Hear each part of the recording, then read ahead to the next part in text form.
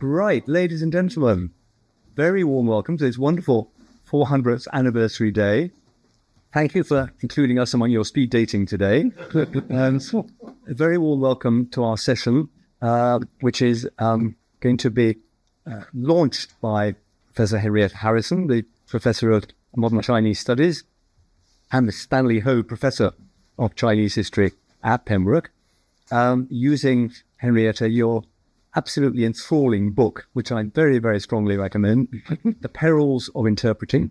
So you use the lens of Lord Macartney's first embassy to what was, I think, then called Peking in 1792, and the remarkable cast of characters he found in order to interpret between not just two languages, but two cultures, two very, very different, in some ways adversarial cultures, and finding that his interpreter, the gentleman who you rescued for history, was often the only person in the room who understood both sides.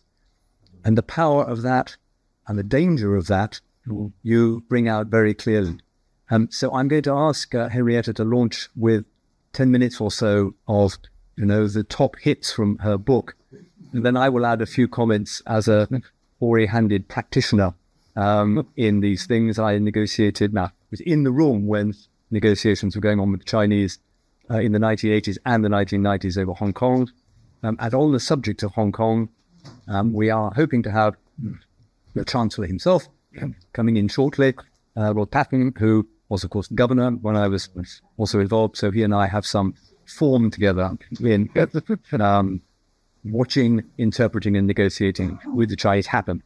And then we'll talk a little bit about the importance of languages, perhaps more widely in diplomacy. But we will leave plenty of time for questions, because I'm sure you'll have many on Henrietta's fascinating presentation. So, Henrietta, over to you. Thank you very much. It's lovely to see so many people here today. So what I'm going to do is I'm going to talk to you a little about the people. So the book I wrote is a biography. It's a joint biography of two people, and they're the interpreters for this embassy. And I've got the cover of the book because this is the only picture. So these people, the British need to go to China, first British embassy to China. They need to find someone who can speak Chinese and can communicate with them. And the first person they find but there's no one in England at that point. Well, there are, in fact, people in England. There were several seamen and sailors, but they're in Wapping and nobody pays any attention to them. So in order to find someone who can act as an interpreter, they head off to, Lord Macartney sends his secretary off to Italy, where there is a college to find the Collegio dei Cinesi, which is still there in Naples, which you can go and visit. It's now a hospital. And there they find Li Zibiao, who is the central character, this chap, in this picture you see. So this is a very unreal picture of the Qianlong Emperor. He absolutely didn't look like that because the picture was painted by someone who never saw the Qianlong Emperor.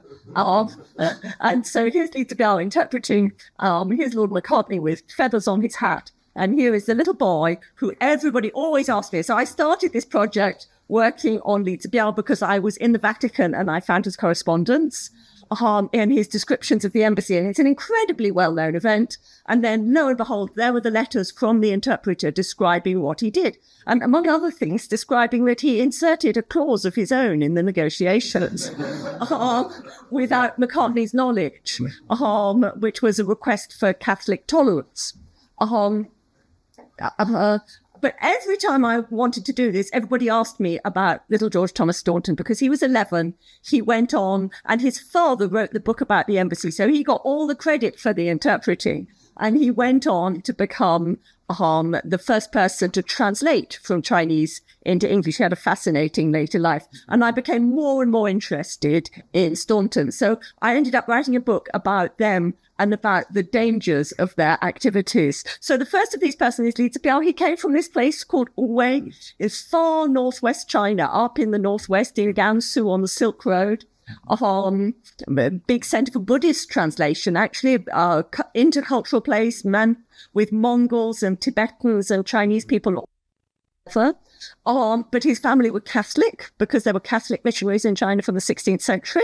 So probably his grandfather converted, and he was the youngest of a huge family. His oldest brother was 20 years older, and his father decided age 12 that the thing to do would be to send him to Naples to train to be a Catholic priest. They needed one. So he was sent off to study at this college, which had been set up to train Chinese people for the priesthood in Naples, Chinese people and people from the Ottoman Empire in the early 18th century. And so he's my first character, and he's a fascinating character. But the person who people is terribly familiar in the story of the McCartney Embassy is this little boy, George Thomas Staunton, because he went and he got all the credit for the interpreting. Actually, all he managed to say to the emperor was thank you. The emperor gave him a purse and he said thank you. But he was quite useful because they all studied Chinese on the boat going over, or several of them. But he was 11. He'd been forced to speak Latin to his father from age 3. Saying "si tibi placet" if he wanted anything. And by this stage, so Li Zibiao didn't speak English, of course. He was Chinese educated in Italy. He spoke Latin and Italian. And Lord Macartney spoke Italian because he'd been on the grand tour, and everybody else on the embassy spoke Latin. So they well, not everybody, obviously, but the staff of the embassy. So they communicated with Li primarily in Latin, but also in Italian, and both his Latin and his Italian are extremely good. That's the language his correspondence is in. Staunton. So this is Staunton. And then when he came back from China, they brought a little boy, a Chinese boy. You could see him in the back of this picture. So here's Staunton returning to his mother. She was the daughter of a banker in Salisbury and ended up operating his banking operations for him from England, buying silver for him. And behind him, you see the little boy they brought back to do a kind of language exchange. So there was this little boy in 18th century Winterslow outside Salisbury, learned flying kites and technically he was a servant, but actually he was very young and just chatty. His duty was to talk, and he learnt to write English, so he'd never learnt to write Chinese. And Staunton then went on. So I started off only mildly interested, but his life is fascinating. He goes back to China after the embassy, into the East India Company, into the Canton, what they call the Canton factory, the offices where they do business in Canton. And he had a really tough time there because he'd been pushed on the East India Company by his father, who said, well, he can do Chinese and he's the only English person who can speak Chinese and you must take him. But jobs in the East India Company were extremely desirable. And the directors wanted to send their own sons because you got a cut on all the trade with China. And then you could go into other kinds of business between China and India. It was extremely profitable. So they really didn't want this other boy who'd been forced on them. So the result was that he became really good friends with the Chinese young people working in the factory, the Chinese young men working in the factory.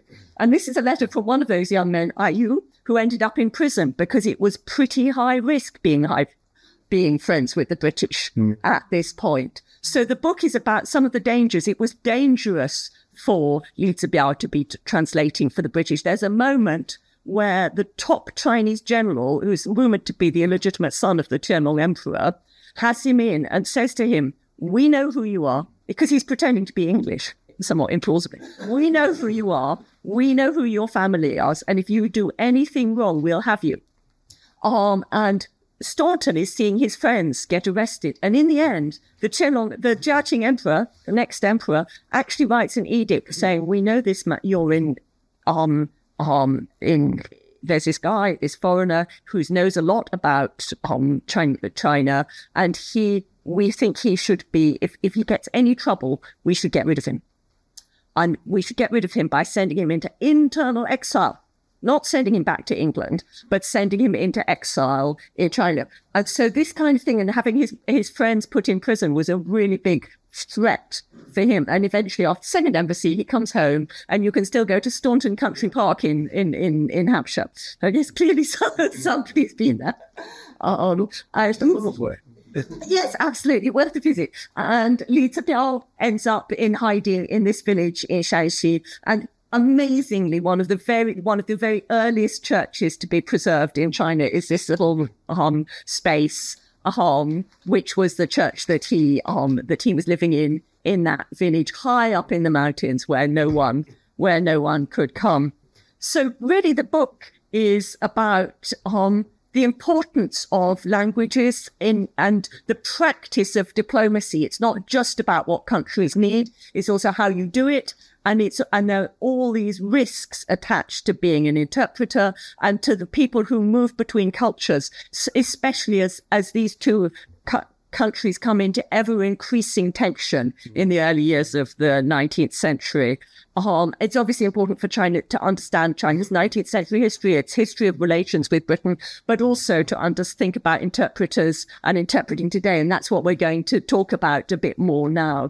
I thought I'd give you these people as a background for what I've been doing. Thank you very, very much indeed, Henrietta. And may I just welcome our Chancellor, our visitor of the college, Lord Patton of France, my colleague in the House of Lords and dear friend, Chris. You're very, very welcome indeed. Henrietta has just rescued for us from history this extraordinary person, the Jesuit priest, Catholic, brought up in Italy, found by Macartney to be the interpreter between not just these two delegations, but the two cultures, two worlds, the British Empire meeting the Chinese Empire with Li Jibiao. There's this kind of fulcrum between the two. And maybe just to start us off, think a little bit about that position that he had. He was the only person in the room probably who really understood what was going on. And he had to decide how far could he go in conveying what Macartney actually meant. Did he just stick to the words? Did he try to get across the concepts? How dangerous was that? He has some comment I saw in your book that he wanted to interpret the mind of the ambassador. You can see immediately there the subtlety of that. Is he going to round off the edges? Is he going to soften it? Is he going to make clear that actually he's a loyal Chinese or not? What are the risks of that? And then I would just project that forward when Chris was governor of Hong Kong. I was in the Hong Kong Department of the Foreign Office. We were in the room sometimes when the specialist interpreters were negotiating for the Hong Kong government to the Chinese government about the future of Hong Kong, facing some of those same risks, actually, since they would be living under Chinese sovereignty after 1997, brave, loyal people. And then we had the translators and interpreters for the British Army in Afghanistan doing exactly the same thing, caught between two worlds, and then finding themselves living in Afghanistan under Taliban rule, and disgracefully some still there. So this idea that the interpreter has to keep deciding how far you can go without risk. I mean, I think that comes through very much from what you found from Lee's exercise, the practice. Yes, so there's this whole question of the internal balance of the person. So before I wrote about Li Zibiao, there were some Chinese scholars who'd written about him, but they all just said, well, he was either incompetent because he didn't know English, or just not really Chinese because he'd spent such a long time in Italy. But actually, the thing is that if you've got someone who has the language level necessary to do this kind of interpreting between countries, it's very difficult to know their internal balance of which. And for that kind of interpreting to work, that person has to operate in the centre because they have to be able to communicate with both sides. And that puts you in a position permanently of not being quite either of those things. And this is true of Staunton as well. And he gets a lot of slack when he becomes MP for Portsmouth. We're in the middle of election campaign. 18th century election campaigns were very lively, and we have a lot of propaganda flyers against him, calling him Sir Stan Chin Quat, and saying that he goes kowtowing and bowing through the country like a Chinese Mandarin. So that all this stuff is used against him as well. So it becomes very problematic to actually allocate people to that because of what they're doing, and that then creates these dangers. Interpreting, of course, is a more risky sport than translating. Translating you do in your study, carefully, slowly. Interpreting, you have to make decisions at the moment, don't you? And also decide what you leave out and what you add. And Lee took this huge risk of adding an additional clause for protection of Catholic faith in China. But a modern interpreter For example, I've had a lot of experience of translating from French into English and English to French. An interpreter for Tony Blair talking to Jacques Chirac. If Blair was fed up and impatient with Chirac, the interpreter could use body language, could get across that the person they were interpreting for was angry. And Chirac, would accept that. That was a piece of acting, and that's what interpreting is, really. But if you're Li Jibiao and you start doing that with the Qing emperor, he hasn't cuts for garters, doesn't he? So, literally. But Li Zibiao, so one of the interesting things is that there's all this talk about whether what posture the British will adopt while they're speaking. Will Lord Macartney kowtow to the emperor? Li Zibiao, but everybody spoke to the emperor on their knees. That was all the emperor's officials always spoke to him on their knees. That was just how the Qing court was.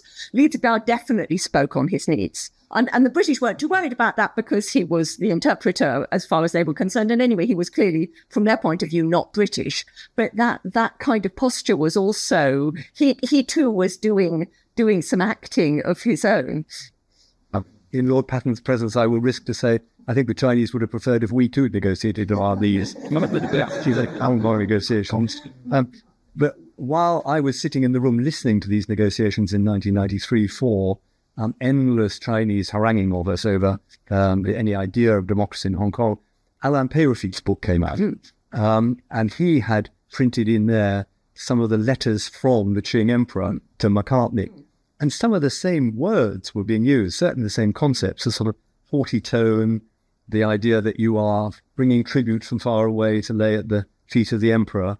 It didn't seem to me that Chinese negotiating practice had changed all that much. There clearly is a sort of style model of negotiating if you're Chinese. Yes, though equally some of these terms are really problematic. So two of them that are really interesting are one that's the term for that gets translated as tribute, and then the other which is the term that gets translated as barbarian, because both these are super problematic words. So the term that gets translated as tribute is the Chinese word gong, and gong means a gift given to a superior.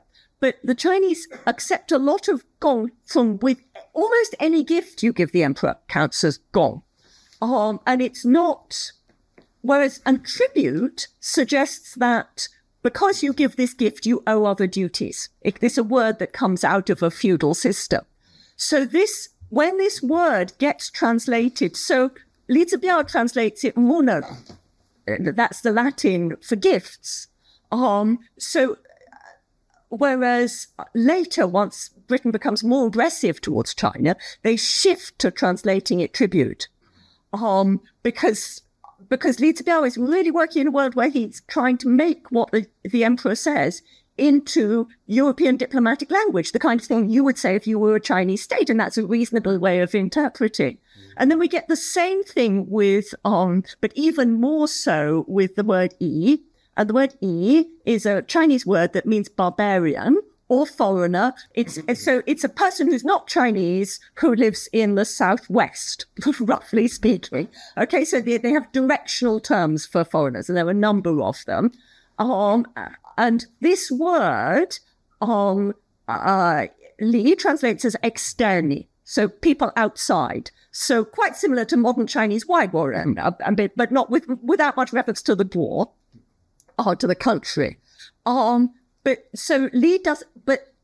other people say, well, if you look back in the classics, that word should be translated barbarian. And Staunton also translates this as foreigner. And Staunton is furious about them saying, look back in the classics. He says Chinese language has changed since classical times. It does not mean barbarian. And he says, if we translate this barbarian, that will rile up people in England, and they will want to go to war. And this is exactly, he says, this is the in-run to the Opium Wars. In the run-up to the Opium Wars, the British insist on translating all this Chinese language in its most strongly unacceptable form. And that leads into extreme anger in Britain because it sounds terrible. But it's always debatable. Any given word can be debated. And then you have this kind of big theme of how, if you put all the words together, so Lord Macartney looks at one of these translations. We've only got one text where we've actually got the Chinese and the Latin. And he looks at one of these texts and he listens to it. So the Chinese was read out, Lita Biao translated it, and we've got the Latin. And McCartney hears it and he says, well, it seems that the Chinese are very well disposed to us. And reading it later from an Opium War standpoint, we might say, well, they use all this very demeaning language, but that's all gone in the version that McCartney reads because it's been turned into European diplomatic Latin. Yeah, absolutely. Chris, do you want to come in at this point and your experience with this pitfall? I've been thinking about a number of things. First of all, the best interpreters have worked with whoever's language they're interpreting for a long time. Yeah. So this wasn't Chinese, but the best interpreter, in my experience, was Chancellor Cole's interpreter in German. She would know exactly what he was saying before he got to the end of the sentence in German. She would and we his jokes were coming out. Yes. Secondly, I think that it's I remember it wasn't while I was on college. It was while I'd been Chancellor. We organised a conference between the business school and some of our economists and the Bank of China and us.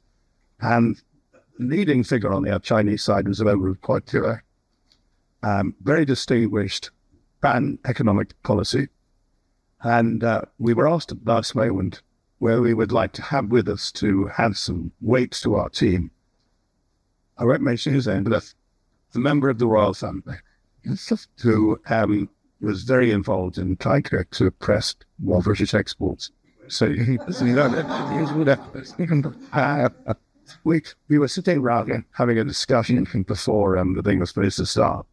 And this aforementioned Grand Royal came into the room and I made way for him to the principal seat.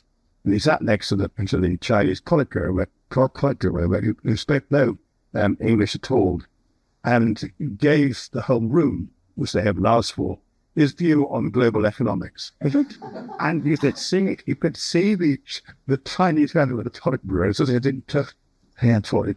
Looking about his interpreter, astonished at what he told me he was being interpreted. Was he couldn't imagine. Either the interpreter was getting it all wrong. The person who was talking on a drip, and I won't tell you what it was. The other thing I remember very clearly is, first of all, in our negotiations with Hong Kong, was a little different from when I was in Europe. In Hong Kong, the mainland Chinese side didn't like it when we had our own interpreters, particularly if they came from Hong Kong, because they always regarded Hong Kong as having no place at the table. Status, yeah. It was called their approach was called the three-legged stool, as if two-legged stools stood up better than three-legged stools. And when I was a European commissioner, it wasn't particularly the case. They would sometimes, with a very good interpreter, who wasn't one of theirs, they would look at one another while the interpreter was going on, shaking their heads and putting their heads in hands as though they couldn't believe what they were being told. Yeah. So the most important thing, I think, when you're in a meeting with somebody who allegedly doesn't speak your language, was, I think, demonstrated by Zhu Rongji, who was the Chinese premier and quite the cleverest public servant I've ever engaged with. Well, we were talking about China's accession to the WTO, and he pretended to know any English at all. After a bit, it was perfectly apparent that he did. She would occasionally interrupt his interpreter and say, not 30, but 32. Yes. And the advantage of you having to interpret what he'd said after he'd said it, so he could think of a better reply. But overall, you're quite right. Even today, the mandate of heaven, it suggests that you should listen to what you're told on your needs. I was just wondering when you were talking about Matteo Ricci's grasp of kind. Do we know how good he was? Oh, so these people, no, the early Jews, so one of the extraordinary things is how much you can lose. This is one of the things I found out, how much knowledge can be lost. So Matteo Ricci had a photographic memory. Absolutely extraordinary. That was what got him to the court of the Reed dynasty. he could look at a page of Chinese characters and recite them all off. And this, since the Chinese had an exam system, which was how they got into office, which was totally about huge quantities of memorization, this was an exceptionally impressive skill. So he used those memory techniques, those memory palace techniques that people have now, Matteo Ricci did, and he taught them to the Chinese, and that was very amazing. And the Jesuits who followed him, so he'd learned very good Chinese, and then the Jesuits who followed him, and some of the Franciscans and Dominicans and the other people there were also had reached an extraordinarily high level of Chinese, but it was entirely within the institutions of the Catholic Church. And the Catholic Church is this kind of great global institution of the early modern period, but it gets lost. That knowledge is entirely lost. So by the 18th century, people in Italian, Giacomo Montucci in Britain, is trying to learn Chinese by looking at a sheet of Chinese and trying to work out what it is. Because those amazing European missionaries, the Catholic missionaries, they learned it in China. And they didn't publish it. It was a controlled skill, and it was completely vital. So the British in the 18th century, they have some boys that they leave in Guangzhou, in Canton, to pick up the language. But they basically, George Staunton is the first British person to learn Chinese. And he partly does it because, as I discovered after I wrote the book, and this is the error on page 1, he was in fact of an Irish Catholic. So his father was from Galway, and wanted his son brought up speaking Irish. Sent his baby home to Galway to be brought up by his grandmother so he can learn to speak, read and write the Irish language. Very committed Galway, basically Catholic family, intermarried Catholic Protestant, very complicated, probably baptized both ways. But in the Lynches, so the Lynches are a great commercial family of Galway. So that he had that set of skills, and that meant that when he arrived in Macau, he could access those people, and also that he went on the way. When they went to Rome, they were able to chat up the Vatican and get given a dictionary, because there were hardly any dictionaries. There were no printed dictionaries at this stage. So George Staunton goes on to translate the Chinese legal code. I mean, can you imagine it? It's an incredibly complicated document. And he did that before he had a dictionary. And the reason he has that capacity is that he's actually learned to read and write it. But those links with the Catholic Church turn out to be vital, which comes out of his father's Irish Catholic heritage. It was a fascinating thing I discovered after I finished. Very good. Well, it's a well that you're going to go on drawing from this. I mean, and one of the other things that comes out of your book, hoping it's up to other questions, is how interconnected that world was in the 18th century still. You know, there really was a globalization. These people moved between continents as well as between cultures. And then, as you say, there's this fascinating loss of expertise. Jesuits expelled from China. Abolished. Yeah, and Europeans lost knowledge of China. In this period, actually, there was quite a lot of knowledge of China available in Europe. As you said, either on the dockside from Seaman or in the Jesuit seminary. It was terribly out of date, and the language was wrong. Shall we see if we've got people with questions to pose from the room? Because we can carry on this discussion among ourselves. But Peter, can I just ask you one question? Yes. We know that Chinese can be very critical of an interpreter or anybody's using their own language. But in my experience, the people who are most critical of the use of their language are our nearest neighbours. Now, and you've been ambassadors in China. I remember that, my very first meeting when I was a European commissioner, I thought it would be a good idea for me to spend the end of the meeting, the leading French official in the room, as he passed my chief of staff going out, said, I won't do the accent, I really think you should do something about your commissioner's use of the subjunctive. Exactly. No, and no doubt it needs to work. You can see there that they're absolutely delighted when somebody does speak their language, especially if they don't speak it all that well, because then they can patronize them. And they're more offended if you don't make any effort to speak the language at all, but just speak English louder. So, and you're caught one way or the other. And it is really annoying, even when you speak French quite well, that they will still keep interrupting you and correcting you and pointing out you're not quite there. And the language learning is such a difficult thing, really, isn't it? It's much more than just the words. If you're going to really speak a language well, you've got to understand the allusions, the buried quotations, the snatches of songs, the references back, in the French case, to De Gaulle or Napoleon. And if you don't pick those up, then you really don't begin to get it at all. And, I'm still finding that there are things people say.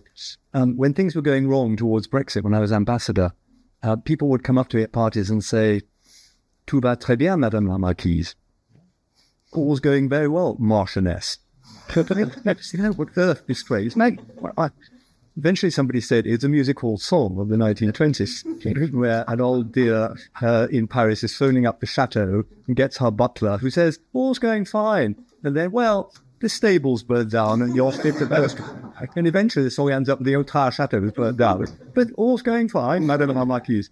So now I know what that means. But unless you get that, you're just not getting any communication at all. So language learning is a very difficult thing, however easy they say languages are. And I still find it extraordinary that somebody like Lee would find himself in that place with these two completely mutually uncomprehending civilizations, trying to do his best to come out with something that wasn't a failure. Failure would have been dangerous for him rather than anything else. And also, the skills that needed. The other thing that you get at that period is that a lot of the interpreting is consecutive. So that means that you listen to someone speaking for quite a while. Yes. And this is also about the skill of the person speaking being interpreted, which turns out to be a skill all of its own. You listen to that person for a section of text and then you speak. Well, there's no indication that Lee made notes. So really, and moreover, it's very slow to hold a conversation like that. So, almost and I did some interviewing of interpreters, current interpreters for this project, just to get a sense of it myself. And almost everybody and all the scholarship says there's no way that everything is going to come out if you interpret that way. You've got to decide what to cut. Yes. So he's always perpetually cutting. Sometimes he's doing kind of shuttle diplomacy between them in the two rooms. And sometimes he's saying things that are entirely different. So in order to get what he knows McCartney wants. So one of the things he knows McCartney wants is a embassy building in Beijing. And so we've been there. The Chinese have given them a building at Haidian, which is now in Beijing. It's where the universities are in Beijing, but at that stage was a village outside Beijing where the emperor had palaces, but it wasn't in Beijing. The British don't like Chinese ideas about furniture were really different from British ideas about furniture at this point. So the British feel that this space is unfurnished, and it's in the wrong place, and they're very unhappy with it. And they complain and they make a great fuss. And Lee at this stage is trying to get out of interpreting because he's hoping that some of these European Jesuits who are in Beijing will come in and take over. McCartney doesn't want them because they're Portuguese. And the British are in conflict with the Portuguese over Macau. That's what the British want, is Macau at that stage. But eventually the Chinese handlers of the embassy come to Lee and they say, please come and explain this to us and get this sorted out, because he's very good with people, Lee, which is another important skill of an interpreter. Yeah. So he comes out and he interprets and he explains that McCartney is, of course, completely happy with this lovely house that he's been given, but he really wants to be in Beijing, and he explains this. But actually, that's not true. McCartney isn't happy with the house. They don't like the furniture. They think it's dilapidated. But they managed, but Lee gets McCartney what McCartney wants. Which is for them to be allocated a recently confiscated property from a corrupt official who's been making money off the trade, which is in Beijing, and they go and they're allocated that place in the city to stay in, which is what they wanted. So some of the time, they're not even trying to say the same thing. He's trying to achieve the same end, and that's something very different. Really, you're saying interpretation is part of negotiation, which it is. It's an integral part, isn't it? And there's you say in your book somewhere that Lee sometimes says he has to decide whether to interpret words or things, which is quite interesting. The words said are actually what they want to achieve, the objective of it. And I was just thinking also about consecutive interpretation. Sometimes interpreters will say, after 5 or 10 minutes of some head of state rambling on, I just interpret them. I don't suppose Lee said that to the Qing emperor. Hang on, emperor, you just need to interpret the last half an hour you said. So the amount that must have been lost in translation, as they say, must have been enormous. Well, very different. Actually, relatively little. They had very few meetings with the Qing emperor, and they were very short. And that's not surprising. George III also didn't want to do trade negotiations. That these things are demeaning for these top people. Maybe not nowadays with the royal families, but at this period. So the actual negotiations are done with someone called Soyun, who's a Mongol, who's just come back from the Russian frontier, where he's been, and who was one of those incredibly clever Chinese officials, and he is the person with whom they do all the discussions and the much lengthier discussion about what they actually want. Yeah. Please, let's have a gentleman at the back first. English, during your career, I guess at the start, not that many speakers spoke English, so they tend to do well. Now, I imagine lots of people in the past world used in English. It's like a disadvantage or an advantage if English is your mother tongue. To point you making earlier, they understand us better than we understand them, perhaps. So I just wonder how that teaches in diplomatic negotiations, please. I think we've always had the advantage that an awful lot of people speak some level of English. And so that's encouraged us to be lazier than we might be. And I think in the days of empire, when an awful lot of British people lived far away, they did actually learn a lot of languages as well. I remember the senior officers in the Second World War, if they couldn't get the scrambler phone to work, they'd often speak in Hindi to each other because they'd all served in India. And that was pretty good way of keeping your secret secret. So yes, British diplomats have an enormous advantage in having basically the lingua franca of diplomacy. When it comes to negotiating, drafting a UN Security Council resolution, usually the Brit will end up holding the pen and you will be able to say, well, look, I think I know what you all mean. Leave it to me. I'll find the words. And then you can come up with something which is sufficiently tilted in your direction to be worth doing. But if you are trying to get confidences out of people, it is far better to sit at lunch and speak their language and let them unwind a bit and relax and perhaps tell you things they didn't quite intend to tell you, than have them always feeling that they're having to jump over the language barrier and come and talk to you. And that's the point of a diplomat speaking language as well. Apart from the formal negotiation, it's getting into the DNA, into the swim of life, picking up the kind of nuances I was talking about.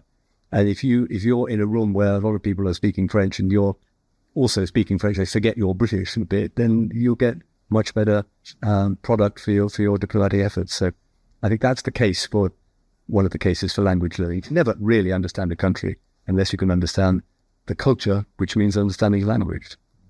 That's also true of America, by the way. Yes, sir, please. Yes. I find from Singapore. By occupation, I am an international arbitrator. I deal with many cases involving Chinese parties, and the practical problems on the ground of translating from Chinese is that you have to know which era the document emanated from, because there's classical Chinese, and then there is post-imperial Chinese, and then you have post-communist Chinese. So the Chinese that is dealt with in current international commerce with people from the PRC will be in Putonghua, which is the language of the common people, simplified Chinese. And simplified Chinese is unique to China. And sometimes you have documents which are from the free communist era, as well as the imperial era. And you've got to get the right translator for that kind of documentation. Mm-hmm. The nearest people who can give you a good translation of documents emanating from pre-communist China and imperial China would be people from Taiwan, because they have still kept to that form of Chinese. And so I have problems on the ground. If I'm going to, for example, Hong Kong, which is one of the many places that Chinese cases arbitrated, I will always say, I don't want a native officer. I have to get somebody who's from PRC. Even more so if I come to Singapore. Now in Singapore, theoretically, we teach modern Chinese. But our standard compared to Chinese Chinese is hugely different, even though it's mandatory for all Chinese in Singapore to learn Chinese. Yeah. So you've got to be able to choose. But the trouble is that if you get a guy from PRC, in modern PRC, to translate, and you've got documents which are from a previous era, so you better go looking where Taiwanese. Right, absolutely.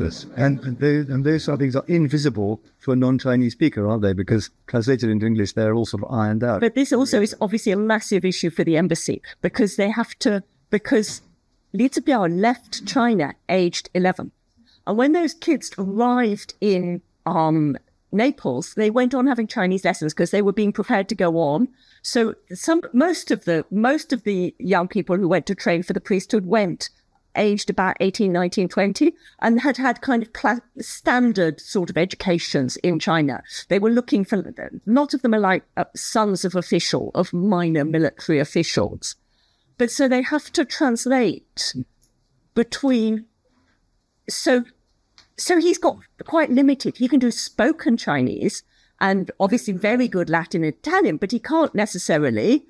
And he says, I cannot write documents for you. So they actually go and they get a court secretary but they do it secretly because it's not acceptable to be writing for the British. So in order to get a document translated into Chinese, McCartney says it in English. They brought the little boy's Latin tutor who translates it into Latin. Li Zibiao translates the Latin into spoken Chinese, explains the Latin in spoken Chinese, and then this court secretary writes it out, but he is absolutely not going to have his handwriting seen on that document. So they make the little boy, it's far too dangerous, they make the little boy transcribe it. So all the documents go in little George Staunton's handwriting, because he's 11 and he's British and it's obviously coming from the British though, to show that they haven't got some Chinese person secretly working for them, which of course they have. But it's that issue of multiple languages, because Li Zibiao is quite clear he can't do the court language. Amazing. It gives lost in translation a whole other meanings. It really does. Who else? Please. Master. Just a quick side note, Henrietta's students, where it was, kind of won't surprise the rest of the audience to know that the skill that she's describing endures. But there's something else we've seen in the last two generations. With 52 languages and 52 foreign countries represented in college this year, 72 really full. Brilliant. They have the norm in colleges, 3 languages per student. Whether it's mum and dad in English is an interesting way of looking at it. Is there hope for the future? We've actually got a generation of students who will not be in English abroad, raising their voice in one language, but actually will be the diplomats, the military thinkers, the internationalists who will actually go out there and change the perspective of the way that English is thought about. I would like to think so, because I think it's very depressing otherwise, because we are, a global country if we're anything. I hate to say it, but perhaps we're not a completely representative sample. I mean, if you look at what's happening out there in the wider university sector, take, for example, the University of Kent, a university I know quite well, which had as its strapline till quite recently Britain's European University, has closed down its entire arts faculty. It's shut its campus in Brussels. It has about 20 people in Paris. They call that a campus, but it's not really. It's turned completely away from the arts and languages. And that's happening all the way around. So, I think modern language teaching is diving. It's great that there's a pool of it happening in one or two places. But I also think it's true that there are many, many more children of parents from different cultures, different countries, who will grow up with that sort of multicultural view of the world. Whether that's enough to sort of turn the tide of the expectation that most arts graduates did 1 or 2 languages at A-level and then many went on to do something at university, I don't know, because they won't be learning the language to the same level either. They might be doing basic communication, but they won't necessarily be doing the kind of deep understanding of cultures that we've got here. Can I just bring this gentleman in here, and then Henrietta, and then back to Christine? Yeah, Italian. I'm a fellow and tutor in French. Oh, yes. Well, you're entirely neutral this way. So, yes, indeed. It won't happen without policy and policy check, which with the intent, well, see, for example, I don't know, I see you to at least one language, and does he see was the latest and I think the latest word was always I think it's middle of course that the black swan then this major problem in squid so there's potential teachers so young and then of course there was fundamental problem with instrumental as well. And that's become more and more prominent in language services and in some of the way the languages are taught, whereas a bit of we know best behind. In fact, that cultural dimension is what matters at least that's the knowing of words similar or the other. You can't do the one without the other, is it? What Mr. Allen in particular, well, to be held the last one, the fact that there are so many languages, including heritage languages, of course, now in this country, they're there, but, they need to be validated, because speakers of such languages often stop students beyond year 5 or 6 at school because they become subconscious about it, like whether they're studying English or so. So I think there are many challenges, we say, which are indissociable also from political, diplomatic and economic challenges which we need to address. There is a version of English growing up in Brussels, which is a sort of mélange, or you might say a potpourri of pretty well every different language, with a smattering of English on the top, which isn't probably a great language for communicating subtlety and nuance. Chris, did you want to? Yes, that's right. I just like to come in, stop in what has just been said. On the right grounds, I was a cover of the lift years ago, and he's at one of the that's one of our most prestigious schools, day school in there. And I went to talk to them a few weeks ago, and I said to the master in charge, and what are they all going to do for their A-levels? And he said, 95% of them will do maths and double maths, as long as that's question. I said, how many boys in the 6th form doing German? And he said, so. And we get that at school after school. When we know that here, actually in some languages, in our languages department, getting people at the right level to come here in the first bit, or else they spend the first term or so, and getting up to where they should have been when they do us. And I think it's a real work that the humanities, not only importantly, but we're numerate for this country, but I think the way in each languages are being squeezed until we get into a monolingual society, they really work. Can I say something a bit more positive to add to all this, which is that on the other hand, the increasing travel means that it is much more, the level of Chinese achieved by undergraduates studying in the UK has been on a constant upward rise. So our retired librarians were studying Chinese in Durham in the 1960s and went to the head of department and they said, please, could we have some lessons in modern Chinese, spoken Chinese? And the head of department said, well, who would you be intending to speak to? No. Clearly not the communists. That generation, a lot of them had of course there were people in the Foreign Office who had but the level has gone up and up and up, and it's a constant theme of external examiners in Chinese, that the level is higher than it used to be, because people now can go backwards and forwards and they can spend time there. And so our own students studying Chinese do now reach an extraordinarily high level, which is amazing. Well, there you are. There's a note of positivity. Yes, please. At my last device, there's a discussion about it. Just like that. Because that's quite the range always have rolled over the history at the end. And of course, where was at the end of World War II the World Centre of Language Textbook Publishing? Why, yeah, right there. And somehow my history has been forgotten and buried and lost also the knowledge. But, well, Yeah, it's still there. indeed. Other thoughts, please. And first yourself and then the lady next to you. Go ahead. Yes, please.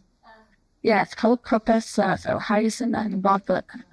That is, my name is Hong Yi. I actually teach in London School of Economics.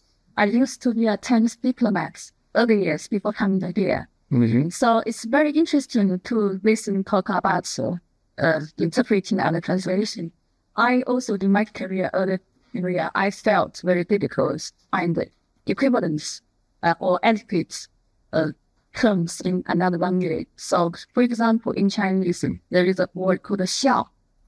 So, when my student asked me, how do we translate, which English words would be 笑? So I will give them probably 3 lines. Emotionally to your parents and financially to support them, and also your attitudes and to give opinions. So that is one character really for that. So that is, I think the cultural element is very important, and also given China's long history, it applies to every other language. It's my understanding. I have been teaching at LSE since 2006, many years. Another thing I think is very interesting, today I came here because I became a little bit interested to the AI, its impacts to our future everyday life, our job, even all aspects. I feel personally is in the future we are happy we will have to live with AI. So I went to China last month. We are going to the Bay Area called Zhuhai. In the airport, I found the shop. They sells AI electronic things. Oh my God, that things, everything. They got the earphone. Actually, this is the sunglasses.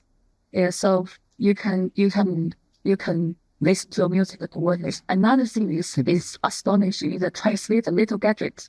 It's a translate. This line I say in my language, or English, hello, and it will spontaneous translate into any language if you choose the right channel. This sells, and I think it's about 200 pounds. I didn't buy it because next time. My question is, Professor, how do you feel the future of translation and interpreting with AI impact? Okay, briefly, and then we'll ask the lady for the last. So that was partly why I was interested in this, because I think one of the reasons I wanted to talk about interpreting is it's not all about language. So that diplomatic interpreting is also about playing a part in the negotiations, always has been. That's why it's dangerous. That's why it's important. When I went to talk to officials, various people said to me, machine translation, it's all going to end.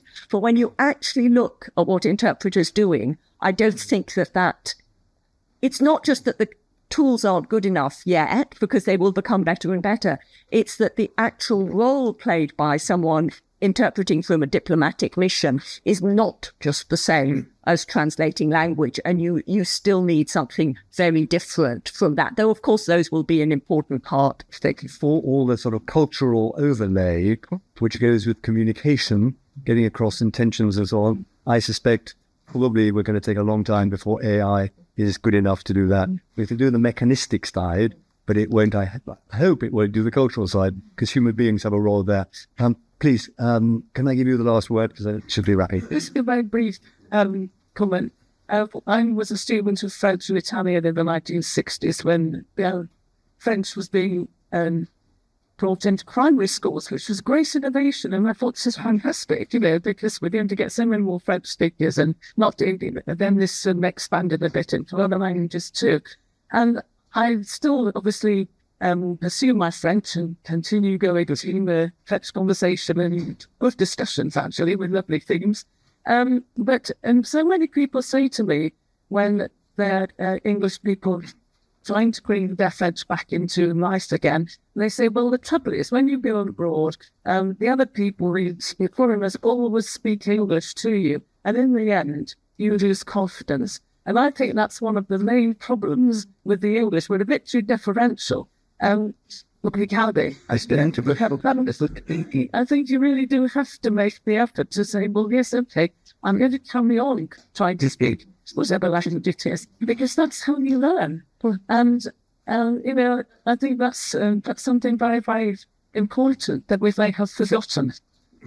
Thank you. Last word. Well, that is indeed, and that's a big problem for our students on the year abroad. I think maybe not so much in Chinese, because a lot of people in China don't speak very much English at all. But certainly with Arabic seems to be a really major concern that people get, that the Arabic-speaking world, an enormous proportion of people, it's difficult to get those opportunities to speak Arabic when you go to Arabic-speaking countries. But the other thing I think is that one of the curiosities of language learning is you have to be very humble. You have to really think, I'm just going to sound really stupid a lot of the time. And I don't think it's only the English that find that difficult. There were many, that is just part of the experience and you have to push through that. But humility is an important virtue and that's a good way of training it, I guess. Well, excellent. Thank you. I know there's a lot of speed dating going on around college and people are beginning to move on to the next date.